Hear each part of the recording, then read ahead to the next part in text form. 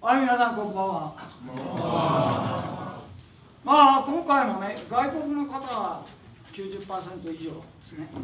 本当はね、日本人に聞いてほしい話でもある。Well, I just have a look at this conference room. I noticed more than 90% are the visitors from overseas, but actually I dare to say I want to get Japanese to listen to my lecture. なぜか。Why? 特に明治になってから、明治時代にね、なってからそういう傾向はあったんだけども、日本の伝統に対する知識や実際の活動を子どもの時から経験するという時代が次第に薄れてきている。Actually, the history can already notice that sometime in the Meiji era, there has been a trend or tendency that too many people, I mean Japanese, are not necessarily familiar with the Japanese tradition or Japanese piece of knowledge about Japan and its tradition and not action. だから今これから皆さんにお話しするような話を大学のクラブでやったとしてもなかなか理解できない。So if I try to speak to the university student at the Aikido club at the university, the story that I'm going to tell over the next couple of hours, unfortunately, or I regret to say that majority of these students cannot necessarily understand what I'm talking about. 例えば出てくる名前、昔の人の名前ですね。もう現代ではまだ聞いたことないっていうそういう学生も多い。Too many students they don't know about the name of very famous persons in Japanese history. 例えば今からお話しするにあたって、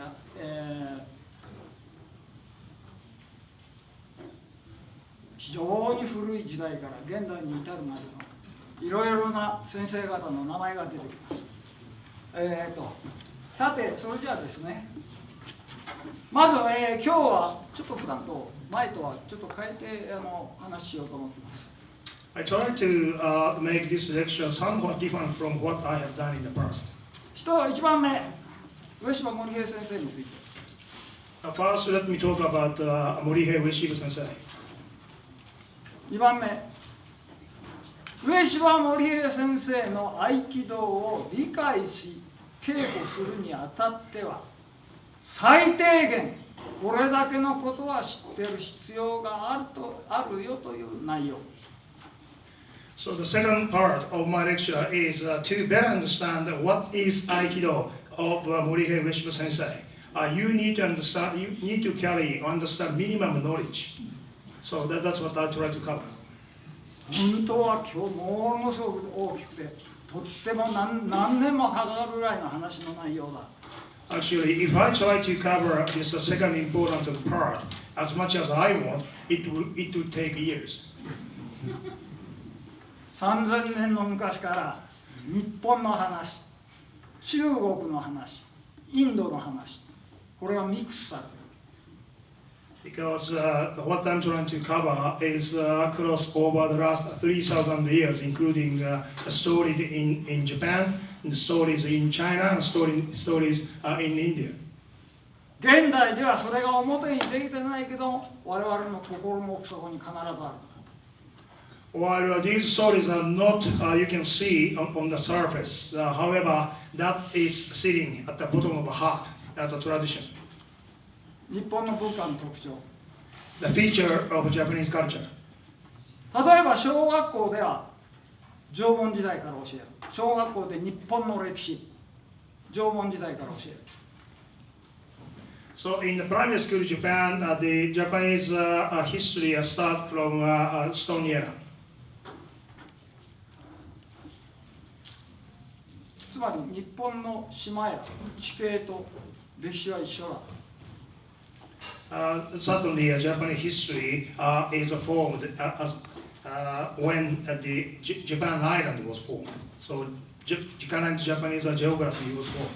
In other words, 中国から多くの思想が入っている、あるいはインドからも多くの思想が入っている。だがそれらは以前からあるものを消滅させるってことはしない。必ず両方が生きるようにやってくる。日本の特徴。Well, one of the Japanese culture, the feature is while many different thought ideologies are imported from China, from India. However, Japan tradition is not completely eliminate something existed before that. So always try to stand together.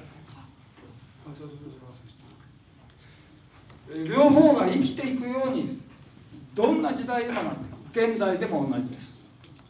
So that tradition is kept, these days as well. So over history, Japan, let me repeat, the Japanese feature of the Japanese culture is always to live together with imported stuff. So local stuff and imported stuff can live together. 今日は合気道の先生の話ですから、まず私がですね、上島森平先生にお会いしたのは1950年の3月。私が入門したのはね、上島道場に入門したのは1950年の3月4日です。The day I first met O-sensei, Morihei Ueshiba sensei, and also started my Aikido exercise under him was 8th of March 1950. その時ね、上島森平先生は67歳ぐらい。At that time he was 67 years old gentleman. ただ、上島森平先生について私が知ったのはその10年前です。However, I did know about Morihei Ueshiba sensei 10 years before. 10歳の時。When I was 10 years old. だから私は20歳の大学生の時に上島道場に入った。So that means when I entered Ueshiba sensei's dojo is when I was a university student, 20 years old.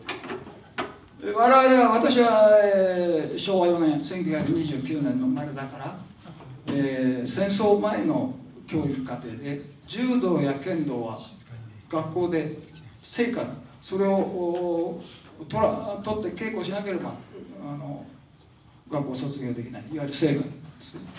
だからそういうものを通じて現代の武道というものを考えている。I was born in 1929, so the most of my education, school I mean, was before the last World War II, when the learning judo or kendo at the schools are formal curriculum, so that means a compulsory. Unless we took the judo or kendo, no graduation certificate was given. 当時大学早稲田の大学ではですね、空手部に入っていて。船越義珍先生に習っていた。Before I joined the Ueshiba dojo, when I was Waseda University, I was a member of a university karate club underneath of Gichin Funakoshi sensei. 船越先生、このぐらいですよ、身長。He was very short そ person. の時もう80歳を超えている先生。That time he was well above 80 years old. 非常に穏やかな方。Very generous gentleman. 空手に先手なし。いつも言う。Karate has no advanced attack. Karate に先手なし、no advanced attack. 今のようなゲームとは非常に異なっている。It's entirely different from karate that you can see these days. It's something like a game. 上島先生のことについて私が初めて知ったのは小学生の時ですけども、上島道場で稽古をしてみて感じたことがある。As I mentioned earlier, when I became aware of Ueshiba sensei, I was a primary school pupil. But once I started, I did feel many things about the practice at Ueshiba dojo. 私が子供の頃から小さい頃から父親から聞いていた武道についての話、それがそっくりそのまま稽古の中で感じられるようになってきた。Actually, I was indeed able to feel at Ueshiba dojo what the dojo's practice reminded me the older story that I was told by my father when I was a little boy. 私の国は、私は東京生まれですよ。だけど私の先祖はずっといたのは対馬というところです。九州と朝鮮との間の島だ。Actually, I myself, 私の先祖ね。 I myself was born in Tokyo. However, my ancestors, the family, the background was in Tsushima. Tsushima is a small island between Kyushu and the Korean Peninsula. いわゆる国防の最前線。 Actually, the upfront line of Japanese defense from that perspective. うちの先祖がそこへ入ったのは源頼朝と同じ時代です。 Actually, when my ancestors settled down there, it was in the same era as Yoritomo Minamoto, the very famous person in Japan history. 50年後にもうこのジンギスカンペク人の孫のクビライの10万の軍勢が島に残っていたのは全滅した。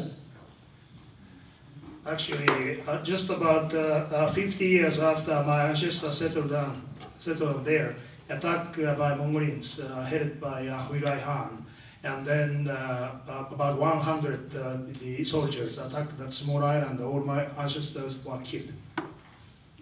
九州と両方に住んでましたから、明治維新までそこで、私の家には弓が伝わっていた壁流竹林派万派という非常に珍しい流儀です。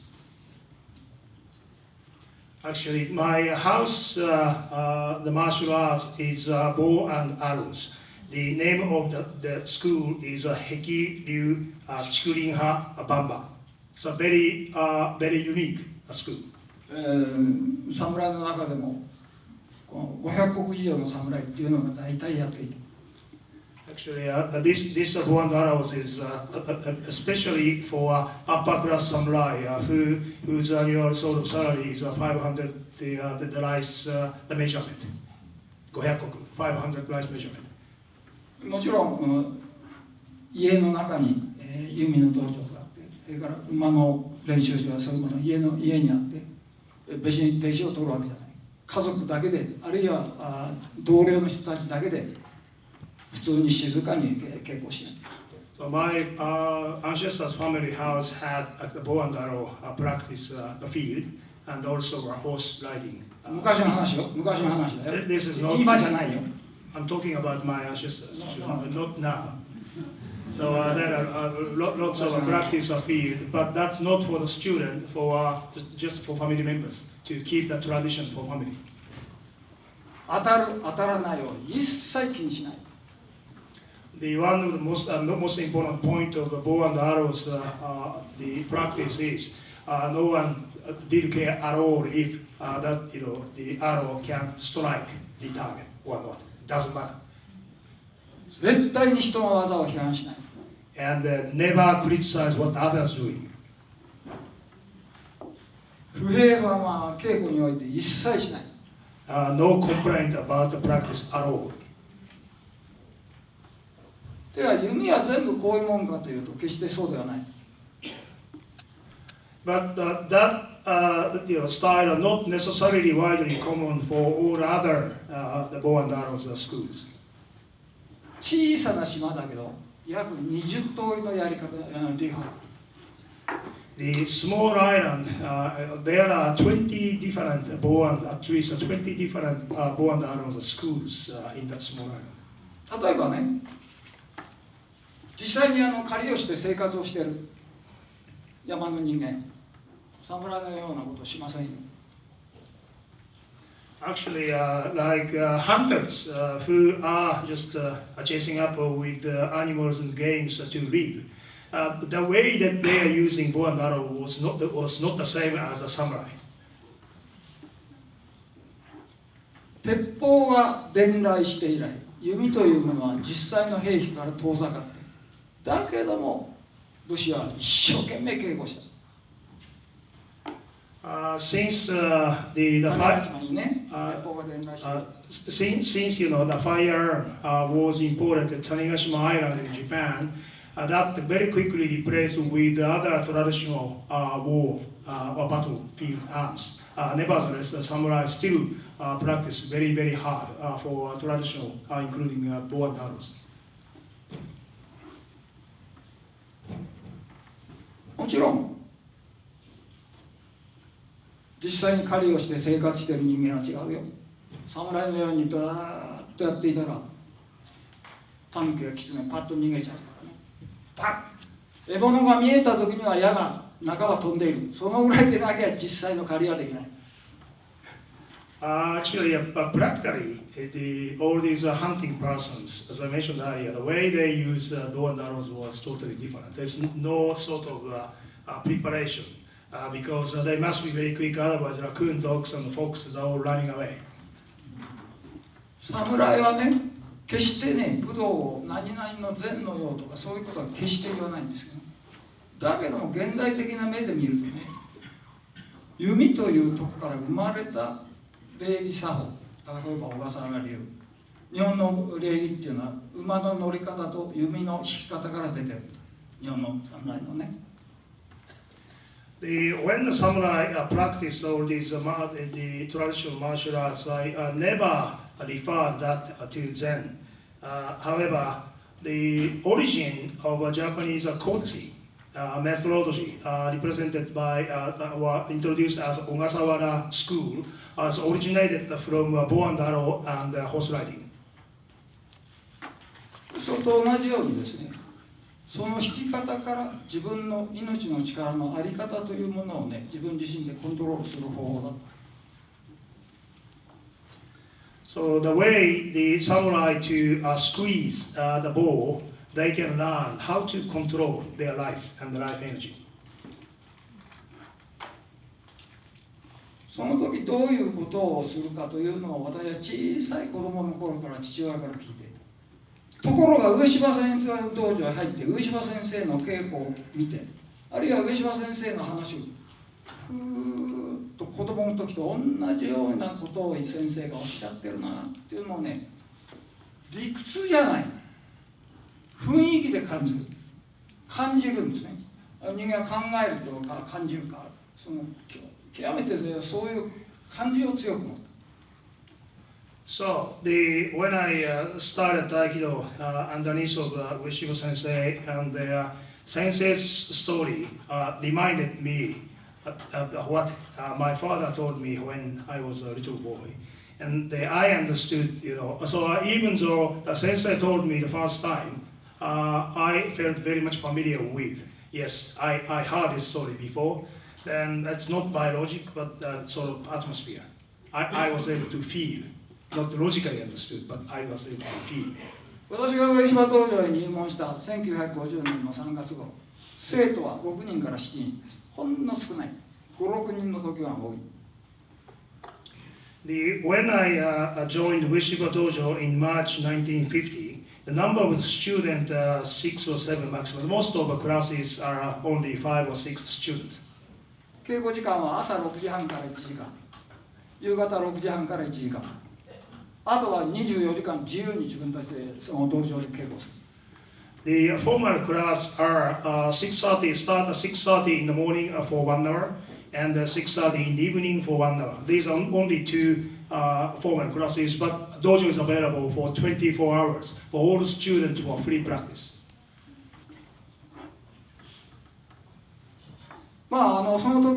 その時紹介、上柴道場の私よりも前にいた先輩に紹介されて、その上柴道場に入門してすぐに2つのいわゆる修練団体というものを紹介された。私の先輩がですね、私に多田君、中村天風という先生がいるか知っているか。中村天風というような中村三郎、ティトロを天風と言いますと言われた。After I joined the Ueshiba Dojo, one of my senior person introduced 2 training associations, and he asked me if I knew the Tenpu Nakamura Sensei, or his the former name is Saburo or Titoro Nakamura. 中村先生は上柴先生よりも6、7歳年上だ。Nakamura Sensei was senior to Ueshiba Sensei by 6 or 7 years. 若い頃、1904年、5年あった日露戦争の時の陸軍情報部員であった。When he was young, and when Japan and Russia had a war over 1904 to 1905, he was the member of Army Intelligence Group. 戦争中はたびたび死の直前まで行って、コサック兵に捕まって銃殺寸前までも行った。During that war, he so many times he stood almost at the edge of death, and he was captured by Cossack soldiers and almost shoot off. 同僚が爆弾を投げつけて吹っ飛ばして彼は助かった。And then his colleagues just flew away the tornado, and then blow up all these enemy soldiers and save his life. 彼は自分自身で、自分は国のために、あるいは総理のために、あるいは天皇のために、いつでも死ねる。死は少しも恐ろしくない。ちっともなんともない。いつでも死ねる。本当に心底から先生はそう思っていたと言われている。It is believed that Nakamura Sensei is always prepared to choose to die for his country or his emperor or whatever important for him. So he never afraid, he never concerned, he never feel any piece of fear about the death. So he was a person who always prepared to choose to die. 戦争が終わって1年後、陸軍の軍医から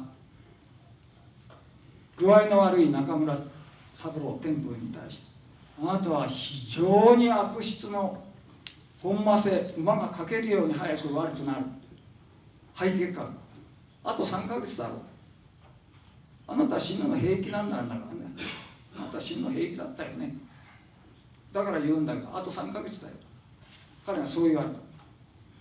そうしたら今まで死ぬのが何ともないって言ってたのは腰が抜けちゃった。The 1 year after the war finished, the army doctor just told him, unfortunately, you have very aggressive pneumonia, and the life is 3 months at the best. So, but he said, but Nakamura, you always proudly told everybody that I never afraid, no concern about to die. So you should be okay. You're fine. But then he just couldn't stand up. 人間はその時の状況によってどんなに死を恐れない、そう思っていても状況が変わったこと非常に変化する。それで彼自身が自分がそうなったことに非常に驚くんですね。そしてね、元の強い自分に戻りたいと思って世界を巡ることになる。Actually, how the people feel about these cases about the death is largely influenced depending upon the then surrounding situation or circumstances. When he was in war, he had any single even piece of concern about the death. However, if the war finished, he was able to survive, then he all of a sudden feel completely opposite, to the contrary. So then he very much wanted and committed himself to bring him back to how he was able to feel during the war, and decided to walk across the world. そういう極めて大変な病だからパスポートが出ない。彼は孫一線、孫文ですね、中国の有名な孫文の非常に友人である。孫文の親類の名前でパスポートを得てアメリカに渡る。それからアメリカでスウェット・マーテンとか有名な著者ですね、青年はこういうふうに生きろ、非常にそういうものに感銘していろんなふうにあるいはアメリカのコロンビア大学で医学を学ぶ、それからヨーロッパを回る、それでいろんな哲学者に会う、あらゆるドリュースや有名な哲学者に会う、それで病が非常に悪くなるんで日本へ死ぬために帰るんですね。日本で死のうところがスエズでね、船がスエズ運河にイタリアの文化がちょっと故障していたんで、ススエズのアレキサンドリアで降りて、そこで偶然カリアッパというね、インドのヨガ行者に巡り合うんです。大丈夫か、もう少し。Actually, because of his very heavy, the disease, he was not entitled to have the passport from the Japanese government. So through his personal network, he just tried to get. He just got the passport thanks to the help by Sondon, he's a very famous person in China. And then he first went to the United States and met Sweat Martin. And he's a very famous person to encourage how the young people to live a respective life. Then he majored in medical science in the Columbia University. Then he went to Europe, and then he finally became a philosopher. Then he decided to go back to Japan to die, but he just happened to. In Italian, the warship in the Suez Canal, where he happened to meet very famous yoga, the monk Karyapa in Alexandria.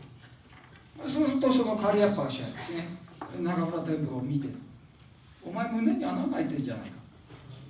もし本当に助かりたいならついておいて。その時にですね、後で不思議なんだけど、はい、ついてまいりますと即座に返事をした。また誰ともわからない人に。それでそのカリアッパスと一緒にヒマラヤのカンチンジャイガの麓で3年間修行して、その病がとどまるんですね。ほとんどの治ったと言えるかどうか止まるんですよ。それで30歳のそれで、治って帰ってくる途中に損失店のね、侵害革命ね、侵害革命に参加する。であと日本に帰ってきて、銀行の頭取なんかするんですけど、後で時を経てですね、自分が全部を捨ててですね、心身統一法、そういう会を作るんですよ。心と体を統一する統一哲理学会っていうのね、心と体を統一した医学の研究をする会です。その内容はですね、カルマヨガとラジャヨガです。その内容の主たるもの。So actually, then after only just one glance, the Karyapa told Nakamura Sensei that you have a big hole in your chest, and then if you want to leave, just follow me. Then Nakamura Sensei instantaneously say yes, even before he became aware of who is that gentleman. And then he spent 3 years under the Karyapa and the Kanchenjunga and the Himalaya mountains. And his disease was not necessarily recovered, however, stopped deteriorating. And then when he was 30 years old, the Chinese revolution happened, and then back to Japan, he became a head, one stage he became a head of a banking corporation in Japan. But years after that, he just throw everything away from business world. And then he started this new sort of a school, particular the medical school called Shinshin Toiso. This is the way to unite or integrate or consolidate the mind and body. This is effectively karma and Raja Yoga. この中村天風先生の教えを私がやっぱり20歳の時から一緒に受けた。中村天風先生の教えはね、これインド哲学をやった方は分かるように、インドの哲学は極めて難しいところがある。だからそれを優しく現代語で我々には優しく説いてくる。それがですね、後の今からお話しするようなことに大きな力になった。So when I was 20 years old, then we have Indian philosophy. If someone there's a room who may have studied Indian philosophy, then you find this is extremely difficult to understand. But Nakamura Sensei interpreted all the difficult turn of expression or terminology to a more plain language, so that myself and the student can easier to understand. So that actually, now I have to say that his education and teaching is a huge help throughout my life today. ここでですね、申し上げたいのは、皆さんが日本の来られていろいろな研究をなさっている、例えば合気道の門がいた、日本文化を作り出して日本文化を現代のように発展させてきたいくつかの大きな要因がある。神道、日本は神道の国だ。2番目、儒教、中国の孔子だ。孔子や孟子の教えです。これずっと言っていい？はい、結構です。3番目、仏教を通じて入ってきたインドの宗教というよりは極めてインド哲学から発した心の使い方だ。つまりさっき言った中村天風先生の中の要点であるカルマヨガとラージャヨーガ、日本文化の中心はね、ラージャヨーガがあるんですよ。それがどこでどのような形になったか、非常の形、日本の文化の中で極めて大きいのは、その仏教と一緒に入ってきたものが神道や山岳宗教と一緒なんだ。空海、弘法大師空海によって日本の文化のね、基礎が決定するんですよ。空海というのは平安時代の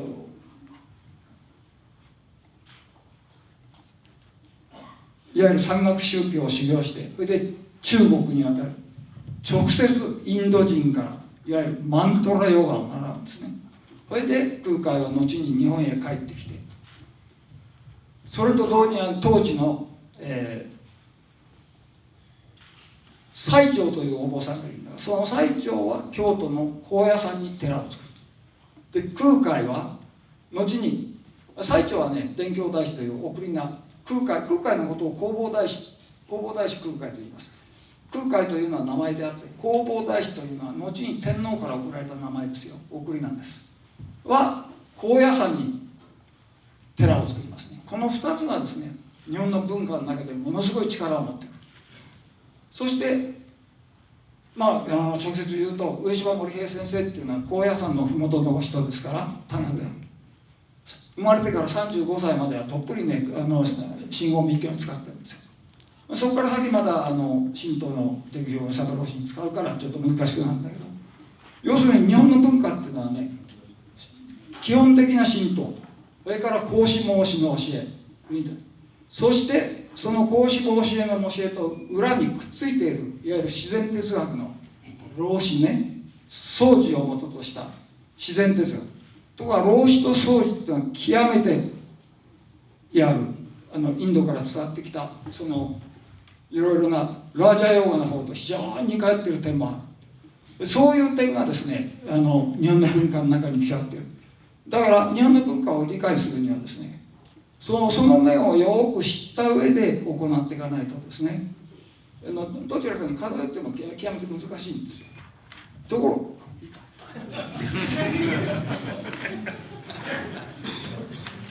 So when we understand everybody here, quite a few people just come to Japan or visiting Japan to study something. For example, Aikido.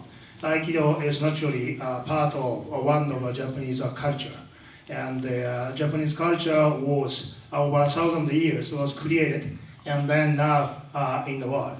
Three elements which did bring a large impact in the process of Japanese history and Japanese culture being formed. One is the Shiranism, second one is Confucius way, and third one is the Buddhism. And through in the process of Japan imported Buddhism from India, it's not necessarily religions, but more sort of Indian philosophy. How to manage and control your mind. For example, as I mentioned earlier, the Karma or Raja Yoga. This was imported to Japan, and then this was then integrated or consolidated or mix up together whatever I may say with two Japanese traditional Shiranism and the Confucius way. Then that was origin and contributed to form the Japanese culture that you're familiar with now. And I must then identify two the very important monks in the history who brought a tremendous impact in that process. One is Kukai, or his given name after he passed away. His given name, Kobo Daishi, was given that time emperor. And he was a tremendous contributor to form the Japanese culture. He was a monk in Heian era in Japan, and he was deeply studied the mountain, the Buddhism, and the mantra yoga, and then back to Japan, and then spread over what he learned. And the other monk is called Saicho. He opened the temple after he came back to Japan near Kyoto, and he was also given the name by emperor as a Dengyo Daishi. So these two form the basis to create a Japanese culture that you are familiar with now. The Morihei Ueshiba sensei, up to when he became 35 years old, he was almost the student of Buddhism. Then he started Shiranism. And then, so in my summary, Japanese culture was formed with two local stuff, the Shiranism and the Confucianism, and mixed with Indian old-fashioned yoga at that time, and then also Taoism and from China. But as a result, or essentially, the way of thinking, how to control the body and mind, is very similar to Raja Yoga. ちょっと合気道とね遠いように思うかもしれませんけどね、ちょっとこういうね日本の歴史の中から出てくるね、例えば武道の本を読む、皆さんも読んだことあると思います。例えば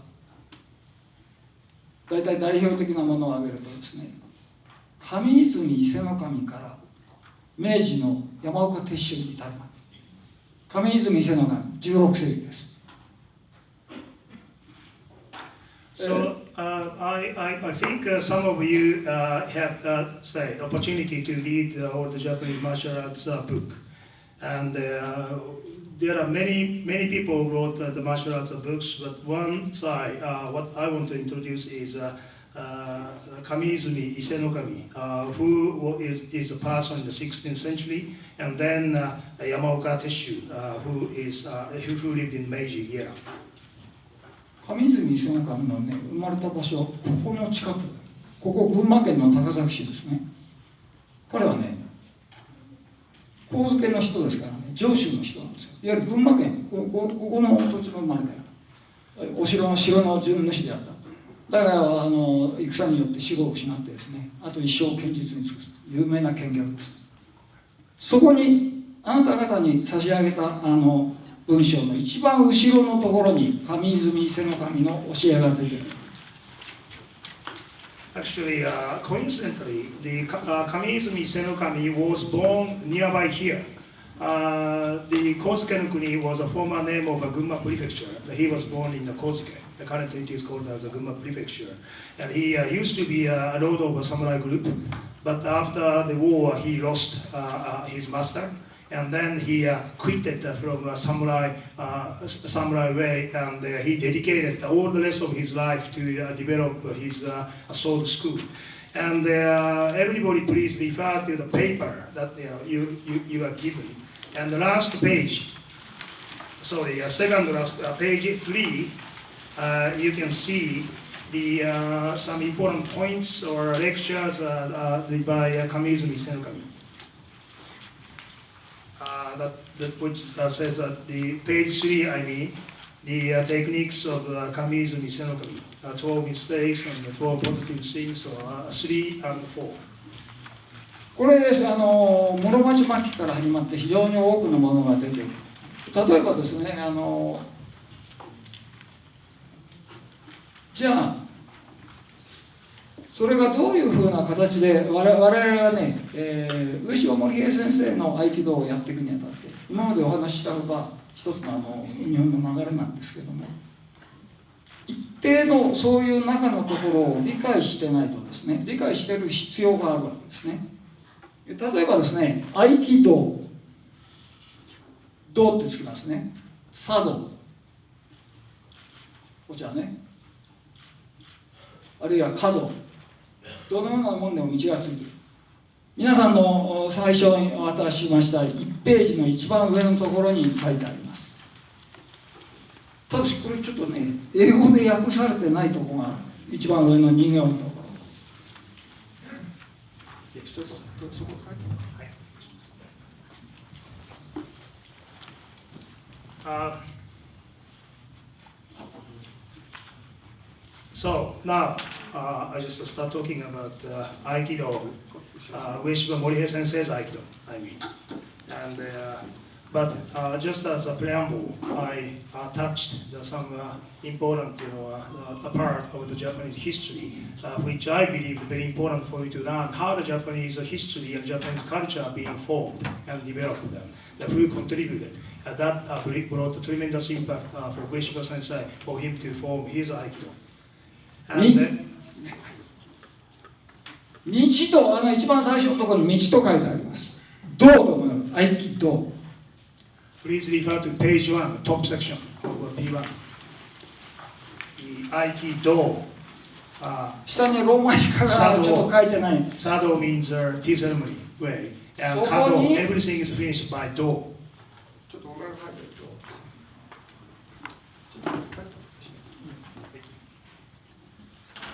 道は2つの道が1つになっている。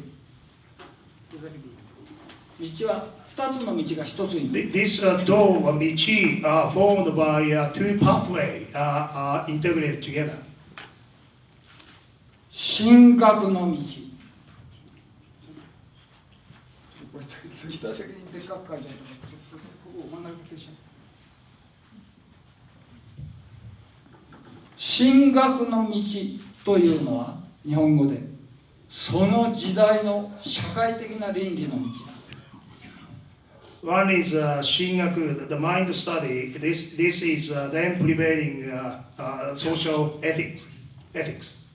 これで一般的に進学といった場合はね、侍の場合はね、朱子学と陽明学を言うんですよ。ちょっと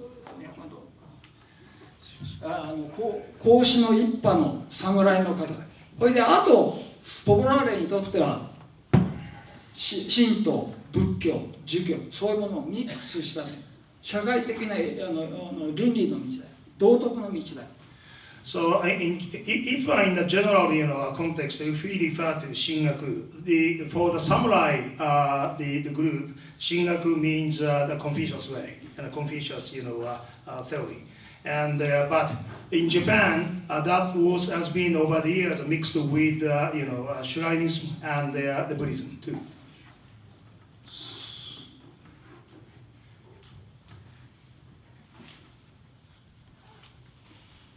そしてですね、それで皆さんはすぐお分かりのように代表的なものは武士道と言われるもの。ただ武士道も時代によって異なる。But one represented as a Bushido, for example. だけども鎌倉初期の武士道、戦国時代室町時代の武士道、戦国時代の武士道、徳川から封建制度が固まった武士道、違うよ。Actually, whilst we collectively call a Bushido as one of a thick way, however, the Bushido is not the same, not exactly the same depending upon the era. At Bushido at the initial period of Kamakura era, or in Bushido in Muromachi or Inland War period, or the Tokugawa after all these the shogun government, the systems are settled down. So the Bushido in different era, different Bushido. 鎌倉時代、室町、戦国時代、自分が強いものを認めてもらうところに行って、もし彼が認めなかったらさ、いろんなふうに場所を変えていく。ところが封建時代がしっかり固まると肉にまみえずというふうに変わっていく。For example, the how to loyalty to the road. In Kamakura, the Muromachi or Japanese inland war period, a samurai, they didn't mind to work for the different king, different bosses. So unless his ability, his contribution was properly rewarded, he didn't mind to change the boss. However, once shogun governance system was settled in the Tokugawa, second half of Tokugawa, then loyalty means working only for one boss.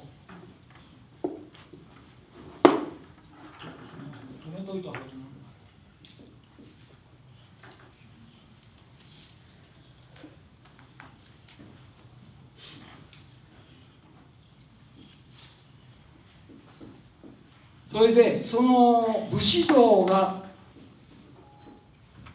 徳川の終わりの時に侍の時代は700年続いた。その700年続いた時代を侍自身が武士も適さないから侍自身の手によって侍の世の中を終えるんだよね。そうするとね、その武士道が明治大正昭和になって中君愛国というふうに変化していくんですね。The samurai period lasted about 700 years old. So toward the end of Tokugawa era, samurai by themselves, they had to admit that the samurai period, samurai era or samurai culture is no longer effective. So they decided to change it.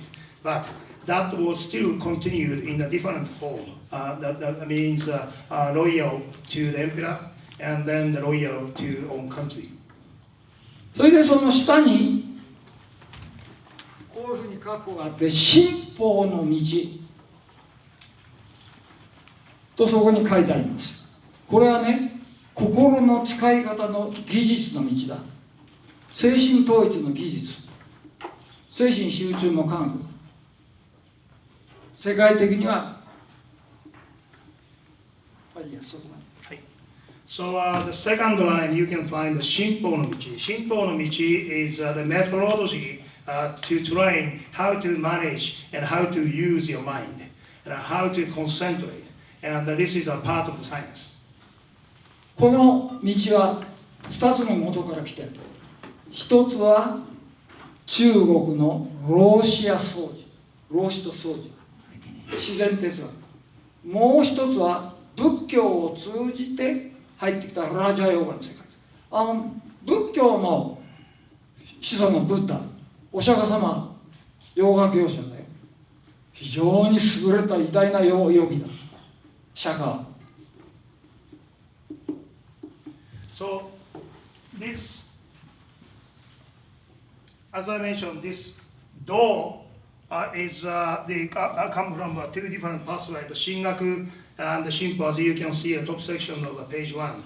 And then this was formed by Confucius way, and as well as Raja Yoga. You know, the founder of Buddhism, Buddha, the very famous person, but he at the same time, he's a great yoga person too. 日本のね、文化の根底にあるものは弘法大師、あるいは優秀な仏教の徒、あるいは老僧の徒によってきてしたね、その精神集中の科学である心をどうやることが集中かというね、そういう方面の研究がずっと絶え間なく続いてきた。そこがですね、非常に特徴のあるところです。The Japanese culture feature is basically formed by the way developed by Kobo Daishi, I introduced earlier, and also Rao and Sao. This is part of the Confucius way as also the natural philosophy. 要するに、ところがね、そのエチケットの道と心の技術の道が一つになっている。だから日本人でも道、道というと、全部ほとんど 99% の人はいわゆる礼儀作法の道だと思う。その信法の道だっていうことを理解してやる人間は極めて少ないんだ。So at this moment in Japan, current Japan I mean, is 99% of people if they are given the word of Michi, Do, they 99% of the people tend to understand that is Do means ethics way. So not many people understand that the Do is consists of two different pathways. So the first one, but not many people can understand second one. なぜか理由がある。 Why? There are reasons. すでに徳川時代の末期にそれが始まる。The reason started even at the end of Tokugawa era. 平和が続いて、剣術において競技的な剣術が出だした。その時に精神集中の科学の体系っていうのは崩れ出す。 So Tokugawa era that brought hundreds years of the peace, no more war, no more inland battle, and then even kenjutsu become more like a competition or game. So that process we largely lost. The second one, how to concentrate, how to train your mindset. なぜ崩れるか。それからですね、明治の世になって武道というもの侍の時代がなくなった。だが教育の過程として我々が習ったように加納治五郎先生が柔道を創始した。で剣道家たちは剣道を学校の教程のように組み込んでいく。それによって時代とともに科学的な思考あるいは訓練過程、教育、そういうものを重視するけれども、東洋哲学的な訓練、そういうものをだんだんね、阻害するようになるんですね。それからもう一つね、非常に大きな理由として、明治の時に廃仏毀釈令というのが出るんですよ。仏教を廃止して釈迦を除く日本の中から。そういう神道のね、極めて強力な動きが出る。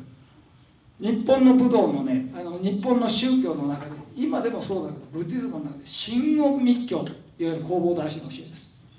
非常に大きいんだ。密教っていうのはヨガと思ってます。で、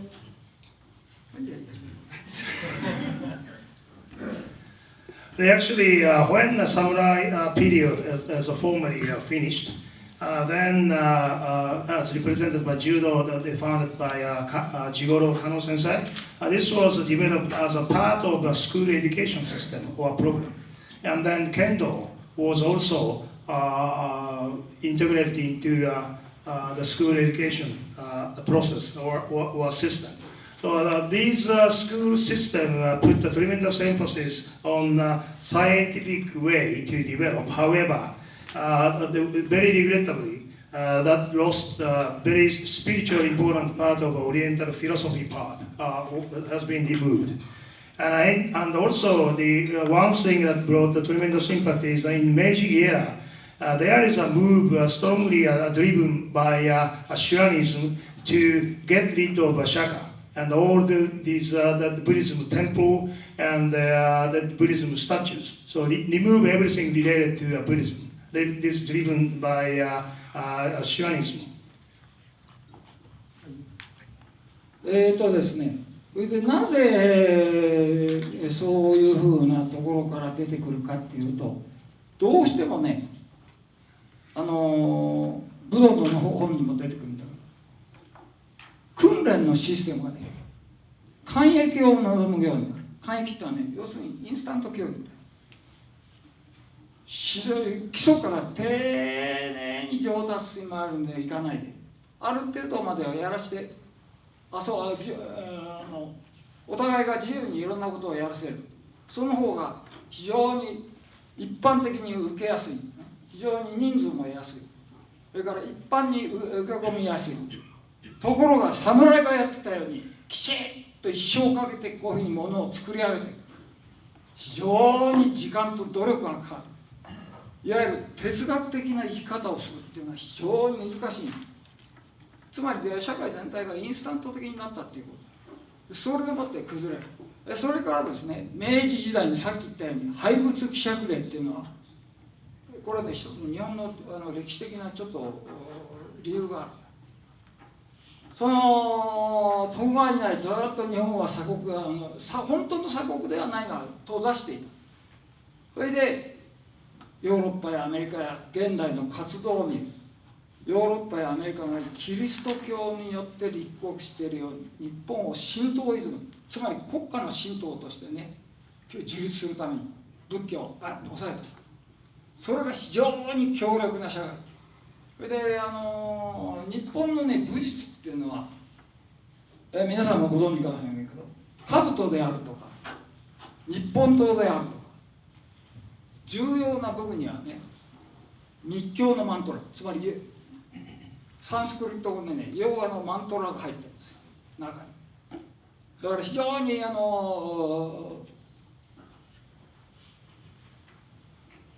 心の集中の科学というものとそういう密教と密接に関係があったから。ところがそういうものがね次第にこう社会の表からこう覗かれるような時代が来た。それで現代のようにですね進歩の道があるっていうことを知らない日本人が非常に多くなってしまった。現代進歩の道と言ってますけどね、現代ヨーロッパやアメリカでメンタルマネジメント、メンタルトレーニングっていうのは進歩の道のことですよ。日本の剣術の進歩の道っていうのと現代のメンタルトレーニング、メンタルマネジメント同じだよ。みんなラージャヨーガから出てる。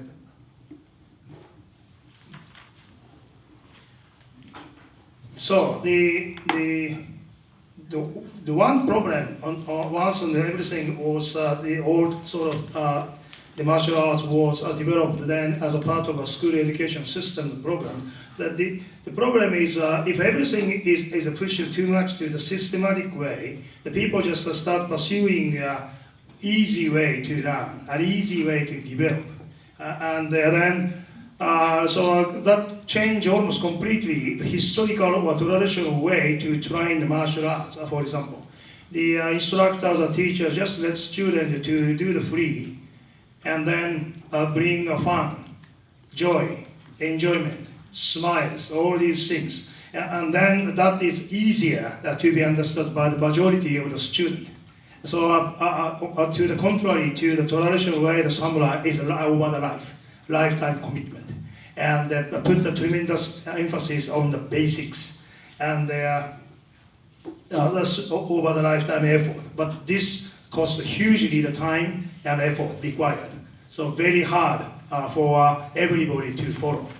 So in short, when the samurai era was finished, then everything becomes so easy and instantaneous and concise. So that then killed some very important part of a traditional methodology to train and understand martial arts. In this remove and crush everything related to the Buddhism, there was some sort of background of Japan in that period. Over the Tokugawa period in Japan, the many years and applied a closed nation policy. And then when Japan opened its country, the Japanese leaders, they believed the majority and major European country or United States of America, their symbolic or spiritual backbone is Christianism. So, okay, these guys stood, the backbone is Christianism. What's for Japan? That should be Shiranism. So then, Shiranism tried to remove anything else. And, but in reality, if you have a chance to look at some of Japanese martial arts gears, such as helmet, or old-fashioned helmet, or the Japanese samurai sword, you can find some part, somewhere on the inside is, you can find the mantra of yoga. So this yoga, the essence, is still a very important part of the Japanese culture, and that's not being totally removed. And as a summary, the Japanese only the first pathway this one, but not second. And however, surprisingly, the traditional method in Japan now you can find in more in the Western countries. What you are normally introduced as like mental management or mental training. That was exactly the way that the second pathway.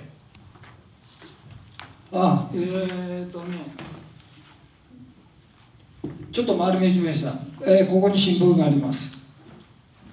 ちょっともうボロボロになってるけどこれね、合気道新聞の第1号なんだ。昭和34年4月号、4月、昭和34年だから59年1959年だけど、1959年の4月号です。それでね、この時代の合気道新聞には全部上柴森平先生の言葉が載ってんだ。先生がお話になったことをね、意識してこう載せてるんですね。例えばそれを集めて、まあこうコピーなんかね、してあるんですけど。Here's a paper. This is the first edition of Aikido paper. This was actually published in April 1959. And this period, every Aikido paper reported about the comments or messages from Ueshiba Morihei Sensei. Every edition contains messages and comments from Ueshiba Sensei. 上柴先生のお話になったこと、それ先生が書かれたんじゃなくて、聞いて、当時まだ録音機が良くないからね、聞いた人間が書いてこうやってるんで、ちょっと難しい点があるんだけど、そこにタイトルが出てるんですね。合気道の動き。それから想像の想像ってことで作ります。Actually, that time no good, high-tech recording system available that time. So all these reporters who picked up words and comments or messages from Ueshiba Sensei and summarized as a report. And one thing is, as you can see, this is Sozonobu means the creation of the martial arts.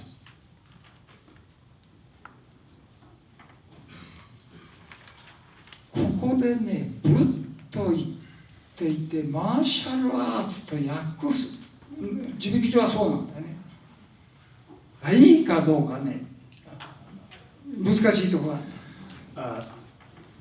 武とは何、いや違う違う違う。武とは何かっていう考えがあるんですよ。This is a sort of the challenge of the language. This character, the bu. If we refer to the language dictionary, the bu is normally translated into English as a martial arts. However, this does not necessarily martial arts. So this is a challenge of the language. 武というものがね、別の意味があったりする。This same Chinese character represents occasionally a different meaning. 上柴先生が1945年だ、2月、戦争終わった年だ、はい、1945年の2月に高橋重俊という雑誌の編集者と対談してるのが記事が今も残ってる。1945年、戦争のまだ最中。Actually, there was some report which was in February 1945. So that means even still Japan is at the last World War II. And the report is about the Ueshiba Sensei's discussion with Mr. Shigetoshi Takahashi. 山で。山。in 岩間。今と違うよ。何にもない。田舎の畑の中の一軒家。But that time Iwama, what he had in Iwama is completely different from what we have in Iwama now. It was only just a small cabin right middle in vegetable field. 私が行った頃まだ低い人間の丈ぐらいの松林がただあった。大きな木は一本もない。When I visited that small cabin was surrounded by a very low height pine trees and no big trees at all. そこで対談の中で武とは何かという話が出てくる。In that discussion with Mr. Takahashi, Ueshiba Sensei talked about what Bu does Bu means. 結局その高橋さんが上柴先生の書くんだけども、武とはそれぞれのものが宇宙から与えられた宿命に従ってその務めを果たすことである。そういうふうに言われている項目が、例えば花が咲いて種が散る、いろいろな草が一生懸命生きている、自分の子孫を残すために難しいものをいろんな種をまいたりいろんなふうにしている。果物が果物でいろんな種がはじけて飛ばす。みんな必死になって一生懸命宇宙から与えられた務めを果たそうとしている。それらがものが進化発展していくいやさかの姿である。大自然をね発展的させていく宇宙の心の表れなんだ。そのような務めを果たすのが武ということが極めて一般の人にはでは出てこない地引きとかそういうものには出てこない解説が。So, actually, after this discussion, Mr. Takahashi reported this, and particularly, let me just introduce the part that Ueshiba Sensei talked about what he believes, what does Bu means. The Bu is the every single stuff, not only a human being, everything, including flowers and animals and whatever available in the universe. So every single stuff in the universe is a task by the universe since its day one. Like a flower, after the blossom, spread over the seeds and generate the next generation of flowers. Animals to live, even the single grasses try to grow up. These are the tasks, original tasks, when they started as life stuff given by the universe. So, what does Bu means the process or the effort to perform the task that given by the universe. So each life stuff. However, that is not you can see in the language dictionary. The language dictionary is not introduced this as what does Bu means. No. これもまたちょっと古いもんだけど。愛機開始第1号。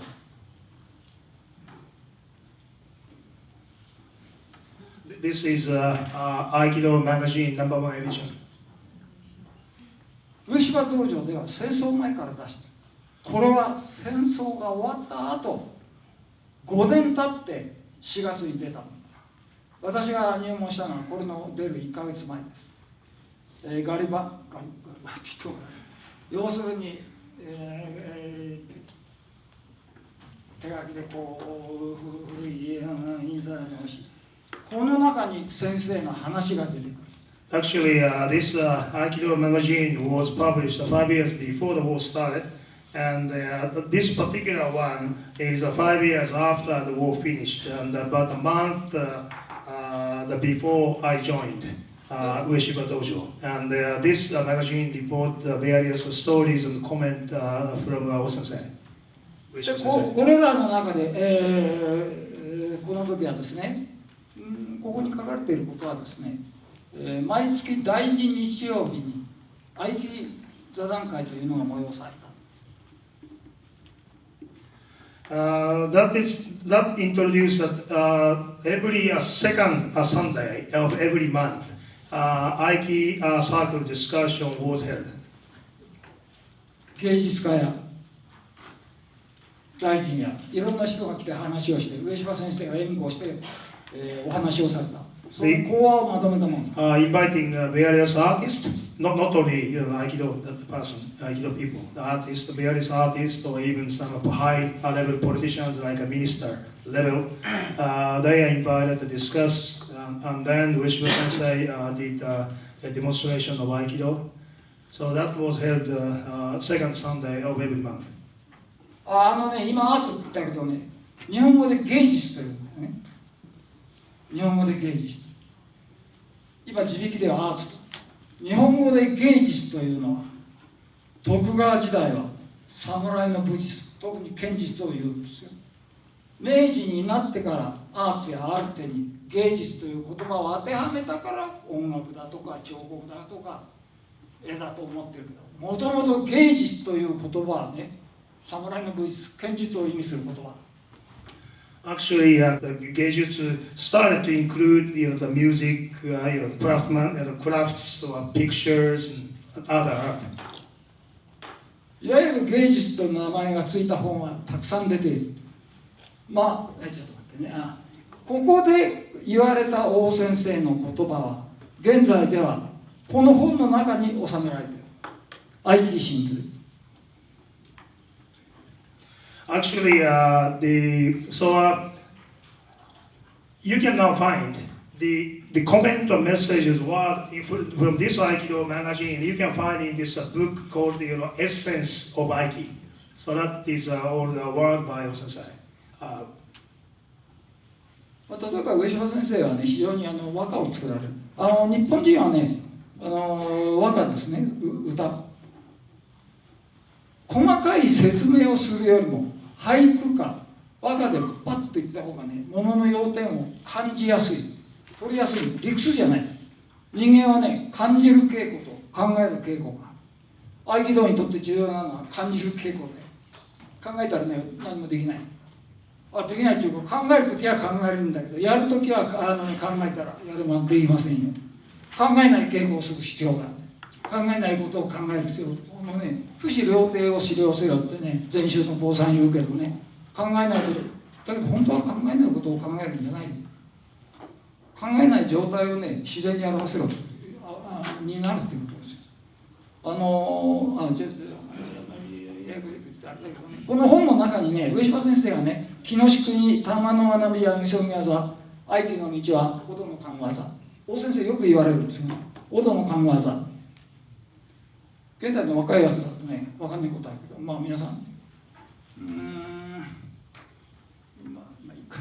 言葉の中でね、かけまくもあやに賢きかむろぎかむろぎのみこと持ちてかむいざなみのむこと、つくしの日向の立花の尾戸の朝日が腹にみそぎ払いたう時に荒れませる腹井戸の狼たち。日本は大事なもんはね、みんな神様の名前くっつけるんですよ。どんなもん。愛機神社ってあるの知ってる？あれ、大先生作ったんだよ。あんまり驚い言っちゃうけど、戦争で亡くなった広瀬千代さん、日露戦争。日本では死んだ人間の次は絶対問いませんからね。上等なものはでも同じなんだけどね。死んだらみんな神様なんだよ。だからね、そういうふうにやりますけどもね、ちょっと話は違うけどね、あんまりこういう訳さなくていいよ。ちょっと難しいけど、分かんなくなる。愛機はみそぎであると必ず出てくるんですよ。それは神道的な表現なんだね。それでね、二代同士のね、吉祥丸先生がね、鈴木大拙博士とね、お話をした。仏教学者の禅の。で、神道っていうのは極めて日本的なもの。他の国の人には分かんない。何しろ本田通れっていうのはいないんだ。誰が作ったっていうもんじゃない。自然にできたもんなんだ。創始者はいないんですから。それで自然にあってね、自然に生まれたからね、なくならないんだよ。自然にずっといつまでも、今でもあります。全部神道を中心にいろんなものが渦巻いてる。仏教やキリスト教やいろんなものが日本では。だからね、宗教と言えるかどうかね。だからあんまりね、我々はね、それであんまり、いろんなものと区別したりなんかしないわけなんだけどね。だからね、別に私が例えば1960Actually, in Japan, has a sort of a traditional style of sort of a poem. Okay? Only by either haiku means only 17 characters, and the waka is only 31 characters to just summarize and the deliveries. It's kind of the Japanese very traditional poem. And also they did that very well. And when we are training, particularly Aikido, it is very important to how make yourself sensitive enough, how to feel, not how logically think about. Okay? So it is very important to cultivate and empower the power of the feeling. And whilst I shouldn't say you should not think about anything, but when you need to think something, you need to think about something. However, for Aikido, particularly the essence is we put a great degree of emphasis on the power of the feeling. Then just let me a little supplement about Japanese Shinto, the Shiranism. The Aiki shrine was actually built by O-sensei. And O-sensei quite occasionally introduced Aikido as a meditation, misogi. And the misogi, I translate misogi as a meditation, but this is, misogi is very much a Shiranism terminology. And Ueshiba Kishomaru sensei, when he had a discussion with Daisetsu Suzuki, the famous the Buddhism monk, he explained about the Shiranism is very unique and extremely Japanese, very much Japanese. And Shiranism is a major difference between Shiranism and any other major religions are Shiranism has no founder. It was just in the history and created very naturally, and because it was created naturally, it is endless, never finished. So it is certainly, depending upon the definition of a religion, but it is, from my point of view, questionable if Shiranism is a religion. ちょっとね、今日話そうと思ってたところがここにあるんだけど、周りの方を話してるだけで、なかなかそこへ行けなくなりそうになっちゃう。時間が足りなくなるといけない。結局ですね、上島の平先生はみそぎだとおっしゃってる。だけどもね、あんまりそういう方面をね、こうだっていうふうには決めないんですよ。大体こういうふうになって、大体外国の人だったら瞑想というような状態で稽古して、合気道は動く瞑想である。昔はですね、合気は動く禅であるという人です。私はヨーロッパ行った時にね、1964年の10月ですけどね、東京オリンピックの年です。だから52年前だ。そこにね、ピオ・フィリパニっていう学者がいたんですよ、イタリア人で。有名な人ですよ。ナポリ大学の教授。ウパニシャットをね、原文からイタリア語に訳した。それからこういう合気道、上島の先生がこうおっしゃっていてね、合気道はこうなって。そしたら彼はね、合気道というのはムーブ以前だ。我々が言うスポーツと違うね。どこが違う？じゃあ禅とは何かっていうのが出ますけどね。瞑想とは何か。例えばね、ヨーロッパ人の考えている瞑想とね、我々の言う瞑想が違うところもあるんだ。これちょっと言葉の上でね、非常に長い間、50何年ね、ヨーロッパでやったり、スイスでやったり、いろんな人。ヨーロッパ人もみんな同じじゃないけどね、全然分かんないやつもあるし、非常によく分かるし、そうするとね、どこに特徴があるかっていうのが出て、それがね、現代的にどれだけの意味があるとか、大学の中でもよく言いますよね。このね、忙しい世界で科学やいろいろなものが1秒でも科学を早くすれば何千万人が助かるかもしれない薬の研究やるのと、なんで昔からある武術やっていいの？何になるんだろう。ちゃんとなるとこがあるからね、一生懸命やる人間がいるんですよ。侍の時代に何の役にも立たないと思う弓をバーッて一生懸命なぜやってたか。結局ね、武術の伝書の中でこういう教えが伝書で伝書でね、神道的な伝書というのは2種類がある。武術の伝書、その流派のことを書いた。今日日本人だよ。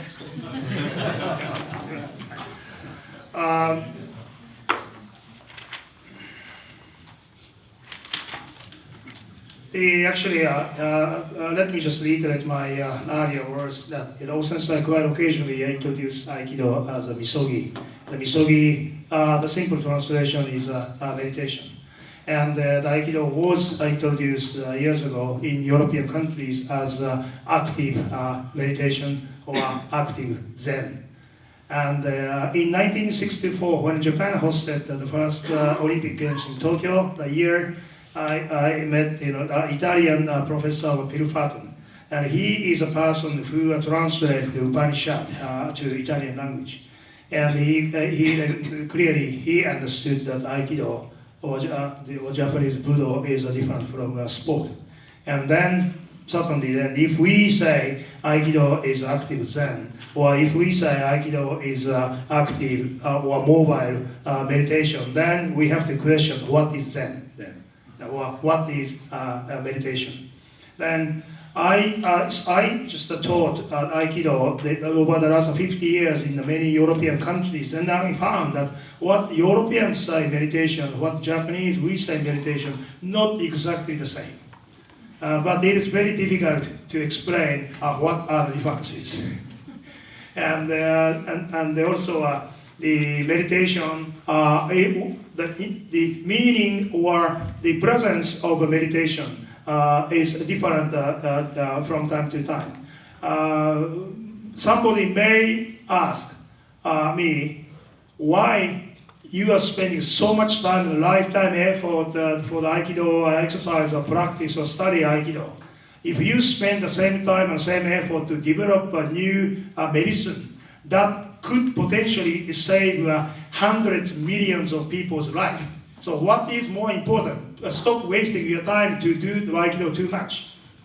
So then, but if absolutely the meaningless, then Aikido or any sort of traditional martial arts would have been completely eliminated years ago.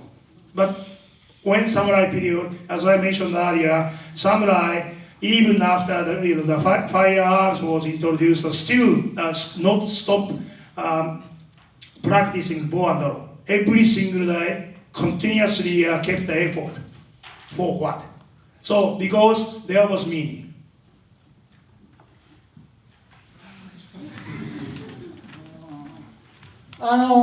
伝書についてね、伝書は2つある。その流派のことを書いた場合と一般的な教養になるようなことを書いた場合だ。少し細かくやってください。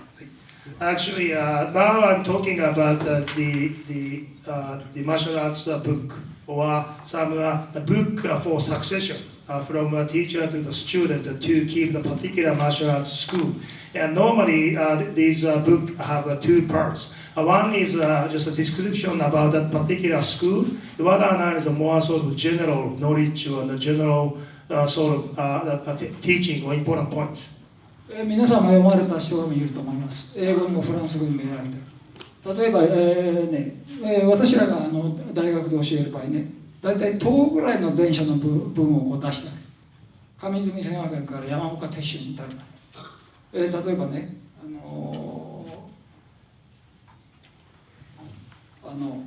柳生の文書からね、兵法家伝書、あるいは宮本武蔵の五輪の書、あれタイプ違うけどね、それから一等斎先生憲法書、一刀流の一等斎先生憲法書、それからですね、石雲流剣術の方、針ヶ谷石雲の話です。それから一切長男のね、猫の妙術、天狗芸術と、この芸術っていうのは剣術のことですよ。明治の近くになって兵法道支配等、それから山岡鉄舟の、春風館記録集です。その中で例えばね、この間もパリの本屋で純駆堂の本屋見ていたら、一切一段のね、猫の妙術、天狗芸術論が一人の人間が武術を儒教の面から書いたのが天狗芸術論、老子や宗子の面から書いたのが猫の妙術だ。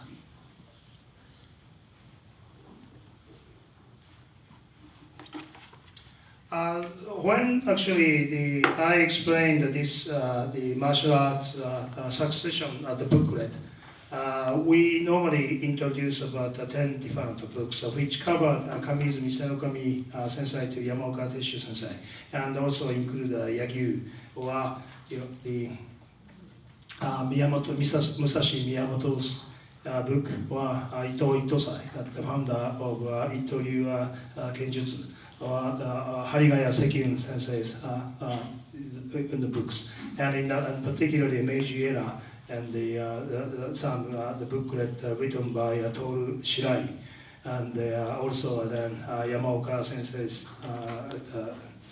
the booklet. And when I visited Paris, I just found two books.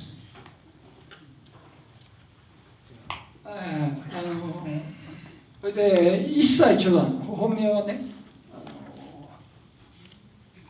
江戸時代中期のもので、一つは天狗芸術論というのは儒教の面から話した。それから猫の名実というのは宗寺の物語を一般の人に分かるようにいろいろな例えでね、要するに徳川時代の随筆集ですよ。その面からだから儒教の面からいわゆる武士道とか非常に正式な社会というか表の社会、それとぴったり裏にくっついている自然的なもの、もうちょっと例えて言えばね、地球上我々は2つの条件の中で生きている。地球的条件と宇宙の条件だ。2つといっても別々じゃない。地球的にある条件、我々は地球人であると同時に宇宙人だ。もちろんここが宇宙だよ。地球外生物の宇宙じゃないよ。ここが宇宙人だ。2つの条件の中で生きている。で、大体に人間のさっき言った神学の道というのはね、地球的な条件、人間の中の組織の状態。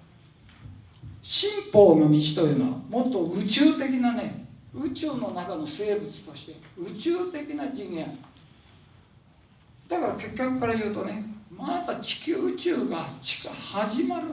我々の命はいつ始まったか、ひょっとしたら宇宙が始まったのと同時に始まってんじゃないか。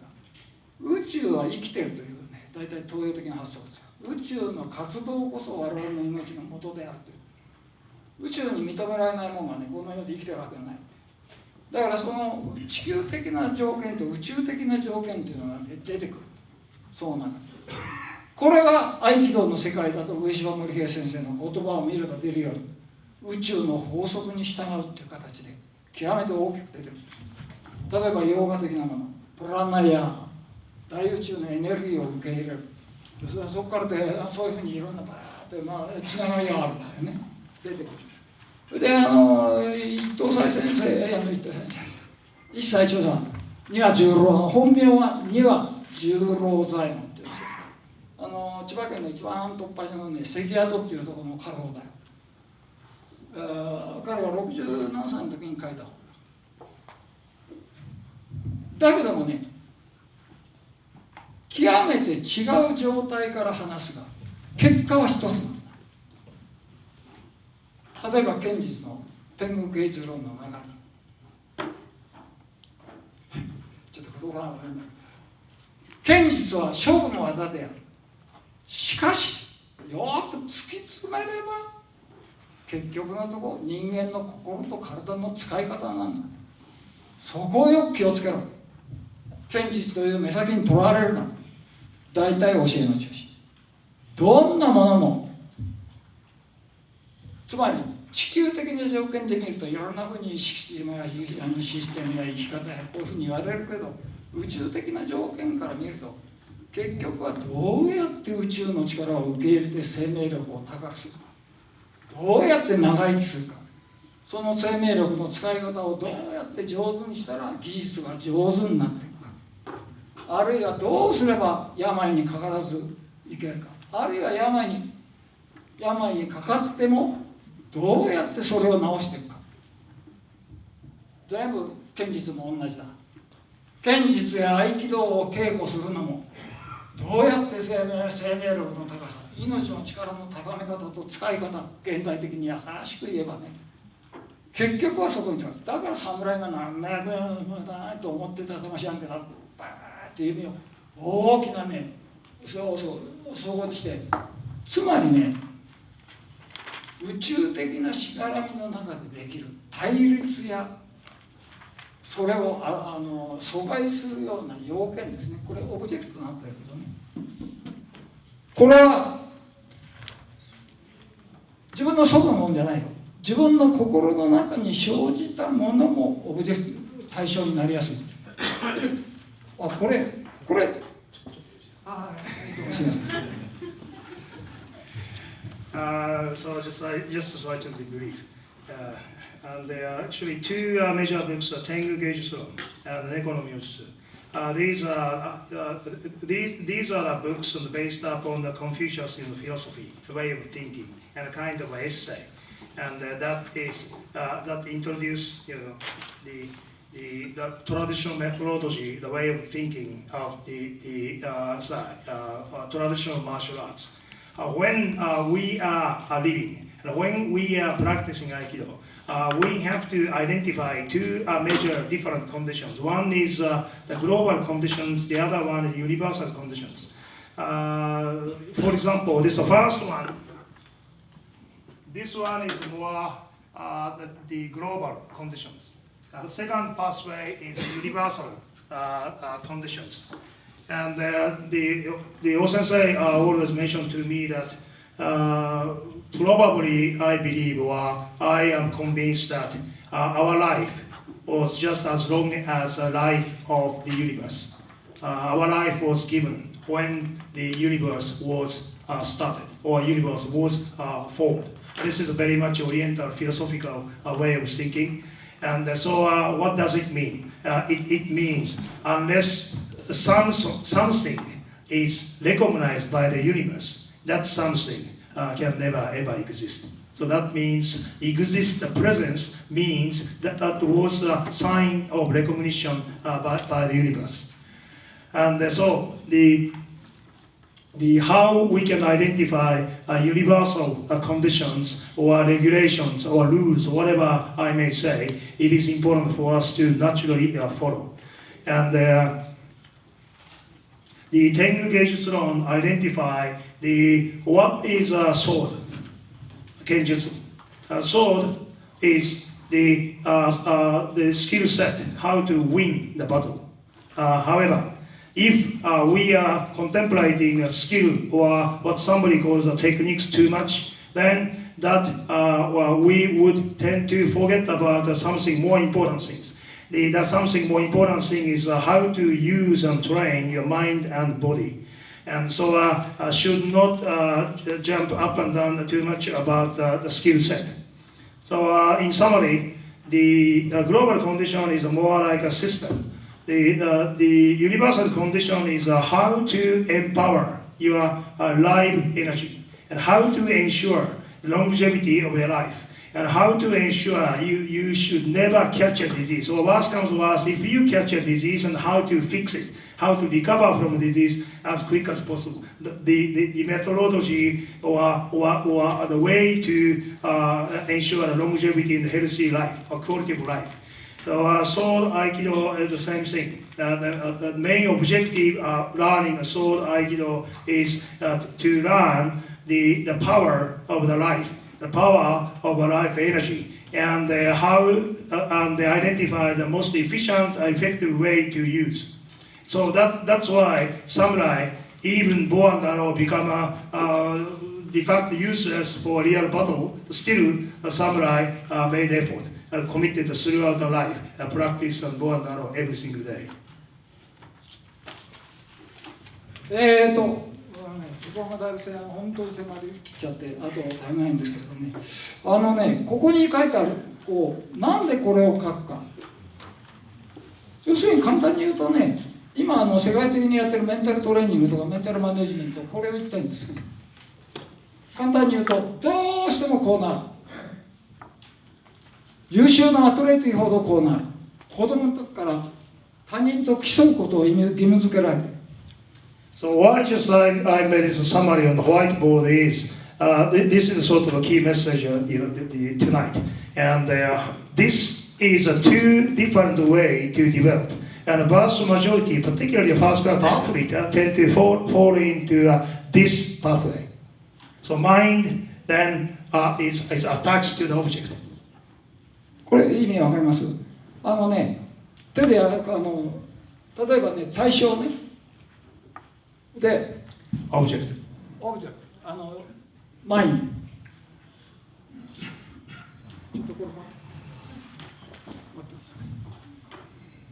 心がマインドは対象に武道の伝書に心をとどめる、これを好きという。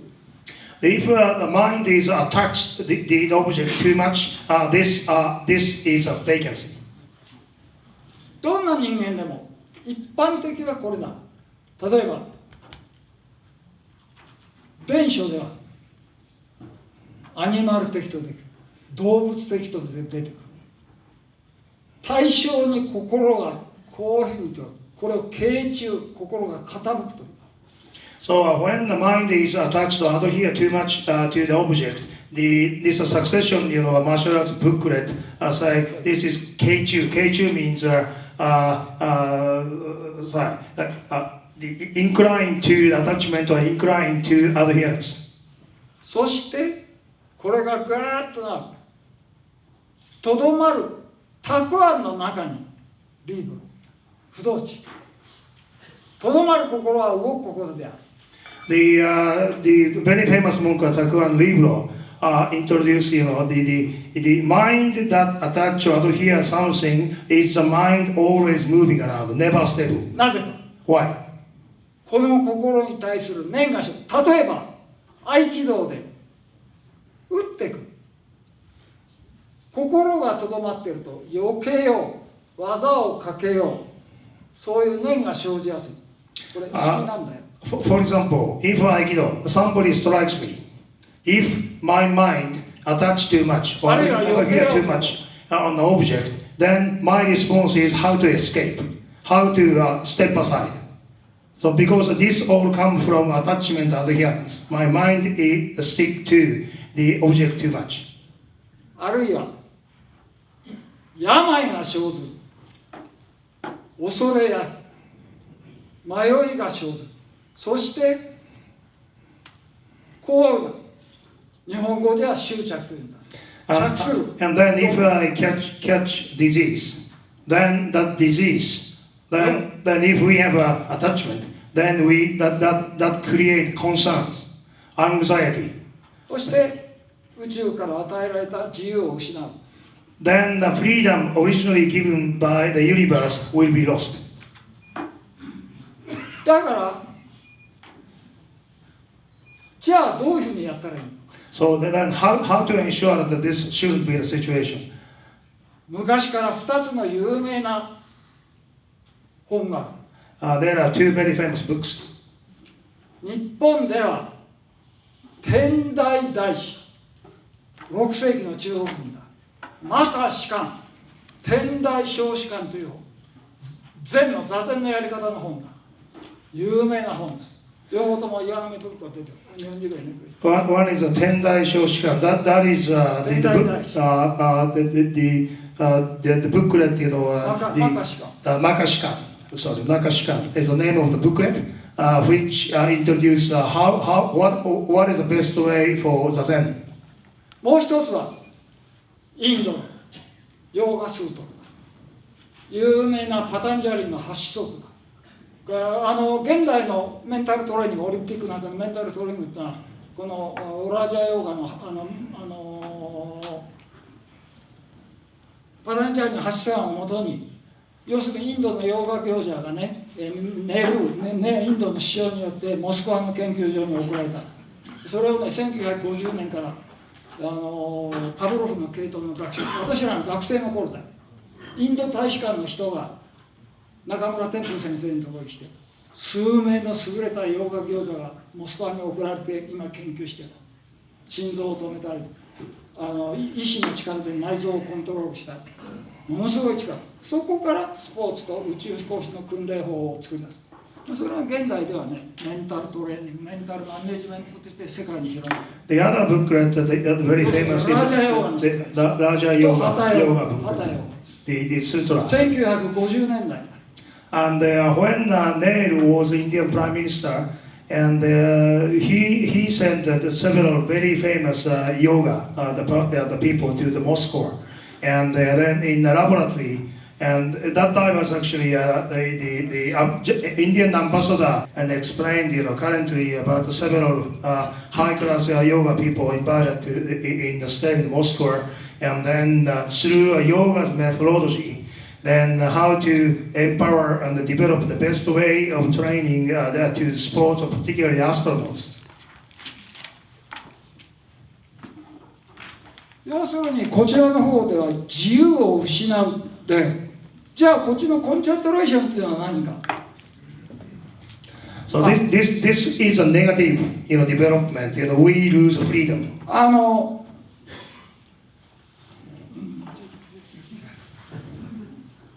ただしこの訓練、これは具体的な訓練法なんです。哲学じゃない。単なる哲学じゃない。This is nothing to do with philosophy. This is actually concrete training methodology. さっき言ったようにパタンジャーニの発想、ご存知の方も多いと思う。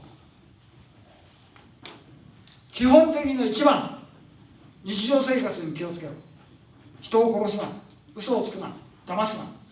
要するに良くないことをするなっていう。2番目、できるだけいいことをしろ。いや、インド的な場合は一神教とか宗教とか、現代風に見ればね、プラスのことをやれ。3番目、体をコントロールしろ。できるだけ体が柔らかくて柔軟で自然な状態に保てる。それをいわゆるアサーナといって座禅やなんかを置く。それをやらないと次の訓練に進めていかないから、まず体が入れ物だ。それをちゃんとしろ。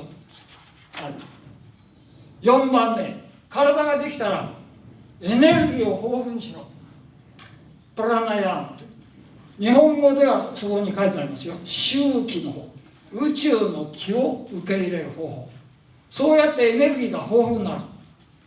そうすると5番目、感覚、その力を持って内的な感覚、外的な感覚、いわゆる感覚のコントロールができる。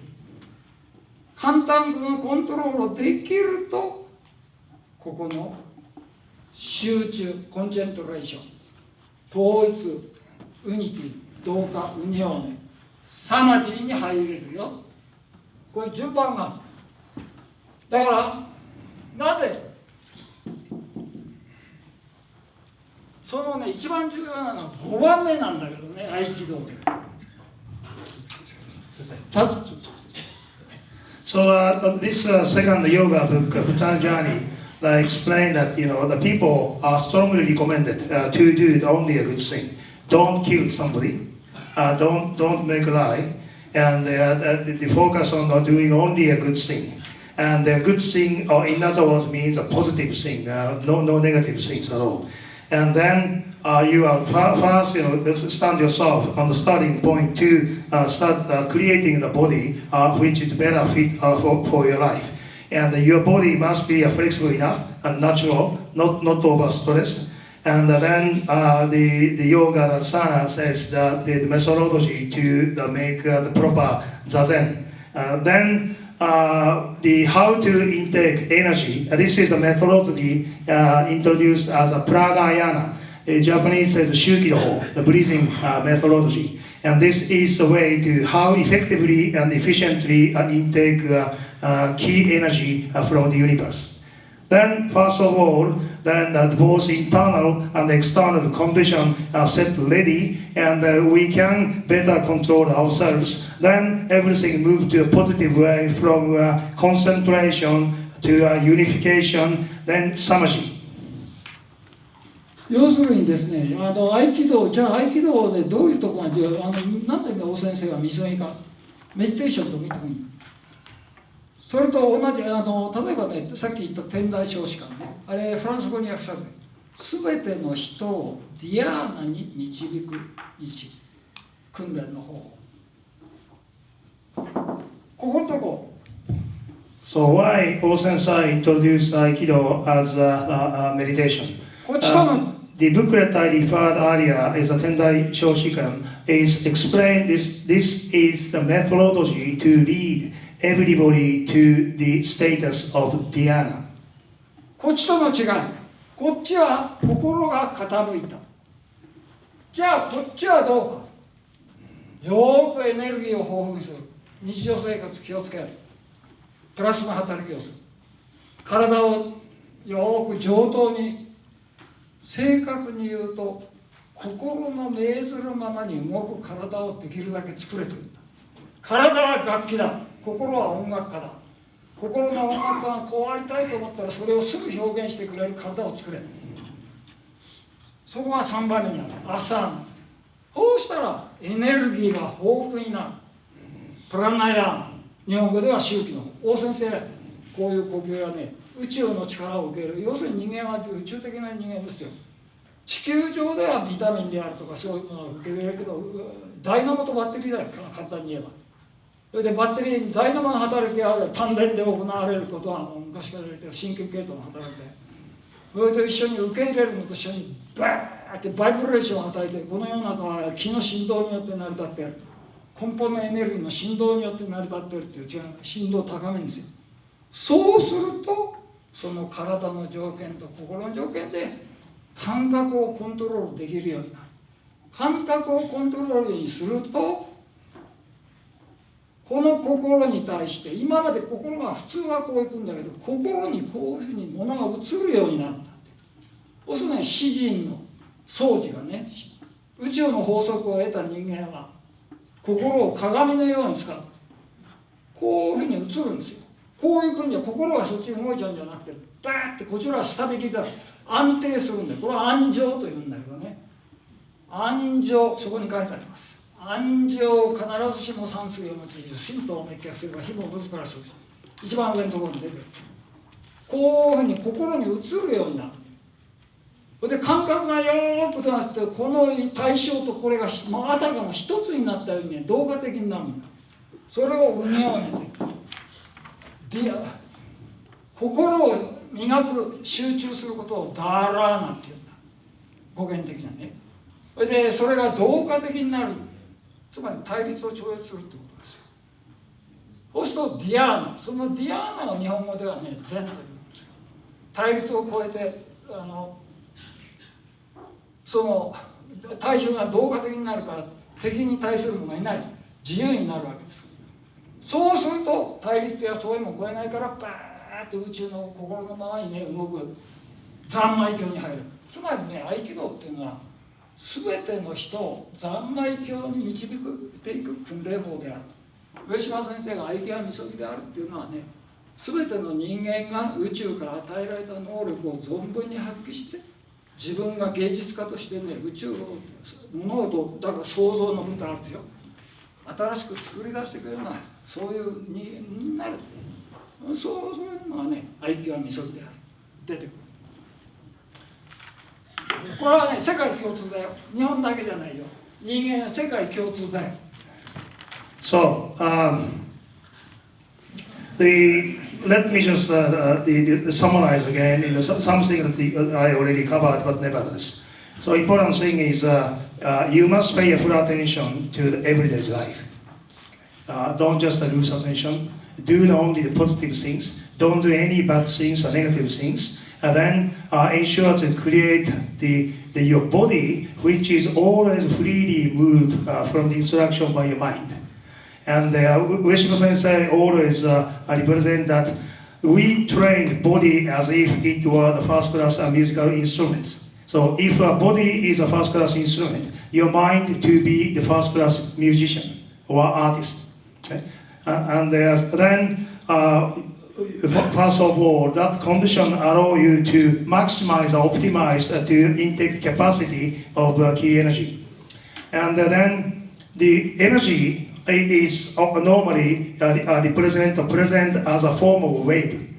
So it is very important for you to, through the vibration, then continuously vibrate, and then the key is vibrated by a breathing exercise. And the vibration is a process to empower your power. Then you can control your feeling, the power of the feeling. And then your mind is working like a mirror. Instead of mind is attaching or adhere or stick to some object too much, mind reflect the object as very clearly like a mirror. Then the Soji, in a Chinese philosopher, in his booklet, he introduced that the objective is to train and use your mind as if it were a mirror. And then this situation we call anjo. Now what anjo means, you can see in the middle part of the page 1 of this paper. And then once we then come to that stage, then we are in a position to use our mind as integration or consolidation rather than confrontation or concern. Then we go beyond confrontation, and then that situation is called as dhyana, and then translated into Zen. So this situation, enemy does not exist. None of the enemy in front of you or in front of us. Then our mind is completely free, and freedom is guaranteed. Then, as O-sensei comment, the Aikido is a methodology, a process to take everybody to the dhyana. And every single one of us as a first-class artist to fully utilize talent given or blessed by the universe. So, O-sensei in this Aikido magazine says, Aikido is an art of creation. はい、じゃああと1分。要するになぜ合気は試合をやらないか。当たり前なの。日本の伝統的な武術ではね、相手を作ってはならない。相手と対立してはならない。心は。つまり対立を超える稽古、動物的な稽古からそれを超えた宇宙的な人間になるにはどうしたらいいかっていうメディテーションの世界。そうだからその人間がわざかドーンと下へ降りてね、ガーンなんてやってたらね、肝心の目的がなくなってしまう。質も変わってしまう。それはもうはっきりしてる。So why Aikido doesn't have a competition? Because our objective is not to create enemy, not to create the mind of confrontation. Or we should go beyond confrontation. So the competition or combat and the bout is like very much animal-like training methodology. Which does not fit if our objective is to be a human being, not in a global condition, but in a universal condition. So once we push up ourselves and improve ourselves to a universal condition, no point for us to just stepping down to the back to the animals. これは病でも同じ。年を取った人よーく注意。目の前に病がある。病と格闘するか大変だよ。病があるのはよくわかる。だが安情を必ずしも山水を用いず神道を滅却すれば火も水からすぐし。難しいことを言ってるんじゃないんだ。本当はちょっとね、今日ここでやろうと思ったんだけどできないから明日稽古中にちょっとやるかな。So, 頭をパッと同化っていう感じがね、パッと音のしない音に同化する稽古を一日に何回かやる。あるいは振動とパーッて同化して広がっていく傾向、たくさん数えきれないぐらい、何しろ3000年の歴史があるんだ。やり方はたくさんある。まあ今に少しずつやっていきましょう。So how you live with deal with the disease, the same thing. If you catch a bad disease or you are getting older and you losing healthy body conditions, then my question is, are you then fighting against the disease? It is tough and very difficult. So the important thing is you can certainly feel, yes, you can do this. Your body condition is not necessarily the best. However, as this, the page one, the medium part, they call it Anjo Kanarazushimo Sansen, which is to meditate, you don't need the picture as a landscape.